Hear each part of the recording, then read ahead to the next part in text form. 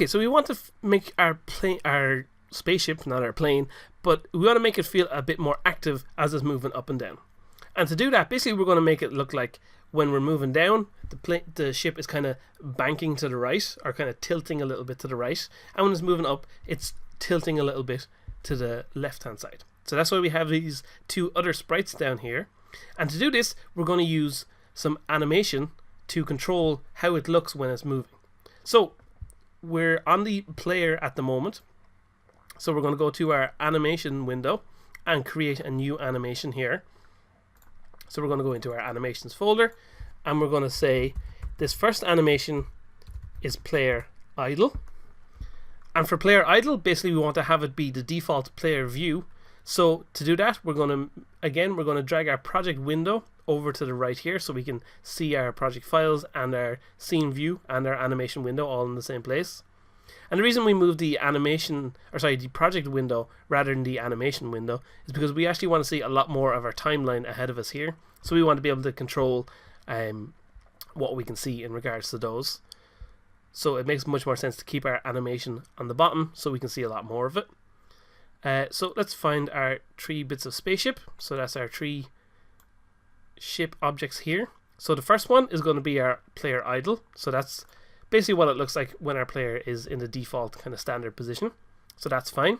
We don't need to add any more animation to this because this is just going to be one frame constantly. It's not going to change at all.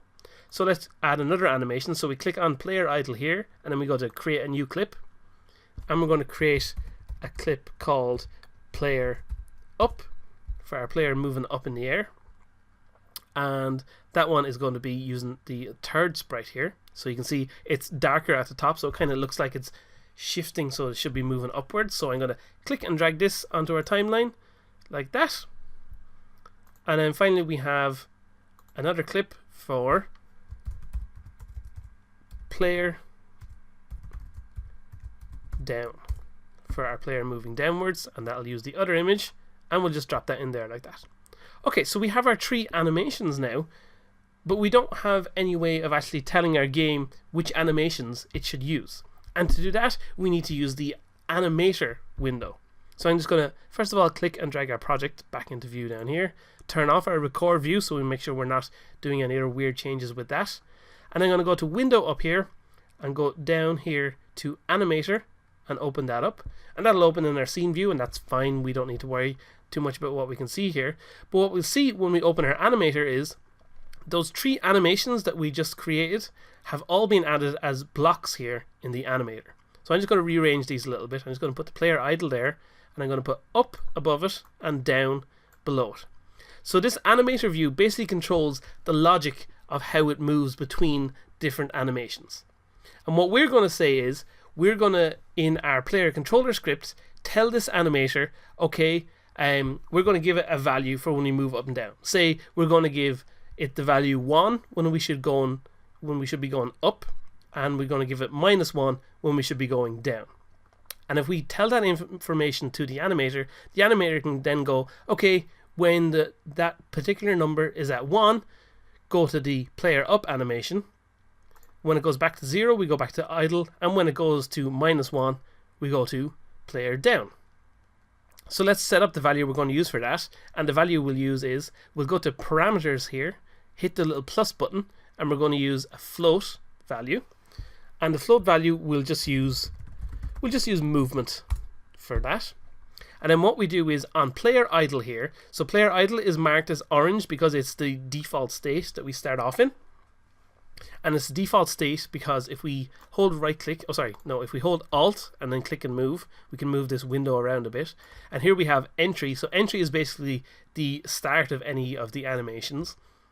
So straight away it goes from entry. You can see we have this arrow that points to player idle. And then what we'll do is from the idle position we'll determine, okay, we should change to a different one.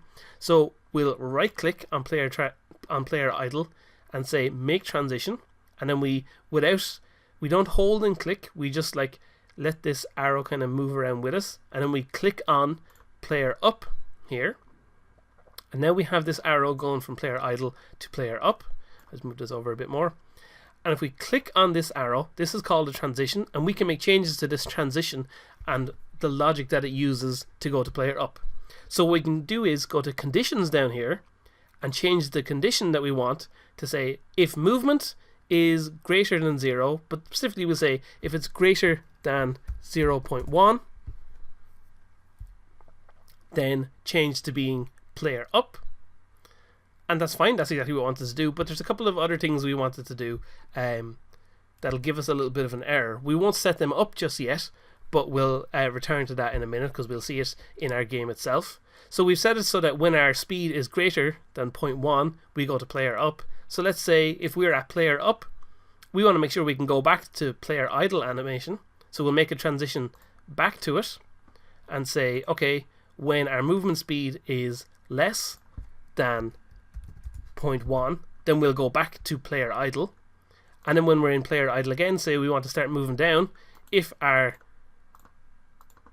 movement speed here is less than minus 0.1, then we'll go to our players moving downwards, and we'll make the transition again back up to our player idle and say, okay, if our movement speed now is greater than minus 0.1.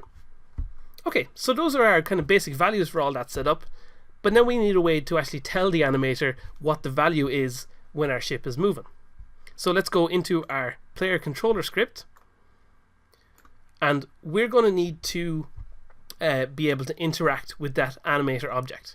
And much like we saw with the jet flame, now when we created the animator, if we go to our project files, it created a player controller here in the animations folder, and it also on the player object, if we scroll down, it created an animator component that was automatically attached to the player. It did the same thing for our jet flame as well. It created an animator for that.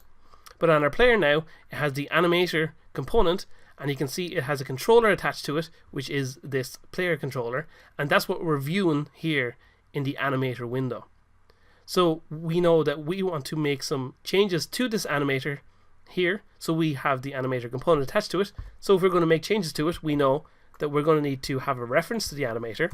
So we're going to have a private animator that we'll just call anim, and if we're going to get a component that's attached to the same object as the script, well, we know that we can do anim equals get component animator. So we're getting the animator component that's attached to our player ship object, and then what we'll do is just tell that animator object what our current movement is. So we can just say we're only really worried about our ship moving up and down, so we'll tell it what the movement is on the y-axis. So we'll just say, okay, on the animator, on the anim, we want to set a float value, and the float value we want to set is, if we go back in here, the movement value that we're using to control the change between these two different animations. So here we'll say, okay, the name of the float we want to set is movement, and again we want to make sure that's spelled the exact same and capitalized the exact same, and the value we want to send into it is whatever input we currently have on the y-axis. So that's the vertical axis, so we could say input.getAxis raw again, or we know that's been applied to our move input.y, so we can just say move input.y like that, and now that's sending the information into our animator so it knows how it's able to move. So we'll just let that save, go back into Unity and let it compile down below. We'll switch back over to our scene view and we'll hit play, and now we should see when we move up, our ship looks like it's turning and moving along with us. It's fine when we're moving backwards and forwards. We don't really need to have any kind of thing because our jet flame is kind of representing that we're moving with some force behind us. But if we're moving up and down now it looks like our ship is kind of active within the world and it's not just a flat object moving around. But you'll notice when we move up, there's a bit of a delay between our ship moving and the animation kind of happening. And that's because of how our transitions are set up in our animator. Like I said, at the time there was a bit of an error that we were doing and overlooking. And what that is we'll go to the first one we made here when we switch from player idle to player up. Basically we have this thing called an exit time, which is how long it takes to move between each animation. So if I hit this little drop down here, at the moment it's okay, well by default it managed to set the exit time as 0, but sometimes it won't do that. But we also have this transition duration of 0.25. So that means it takes 0.25 of a second to transfer between our idle animation and our player up animation. So what we want to do is we want to make sure our transition duration is set at 0, and we also want to turn off exit time because we don't want it to take a certain amount of time to exit.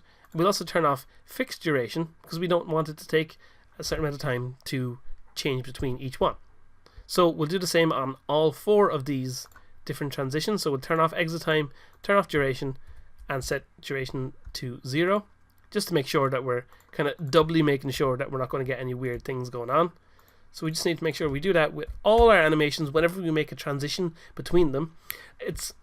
The reason it's set up to do that is because if you're, say, using a 3D character, you want it to kind of smoothly go between different animations, nice and gradually. But because we're using sprite-based animation, we want it to instantly snap between one frame of animation and another. So that's why it's built into Unity that it adds this little bit of duration as we go, but we don't want that, so we need to make sure and disable that as we play through the game. Okay, so now we'll press play, and this time, as soon as I tap up, you instantly get the movement being applied. So now it feels a lot more immediate, a lot more like it's reacting to your input, and we can go ahead and keep playing the game.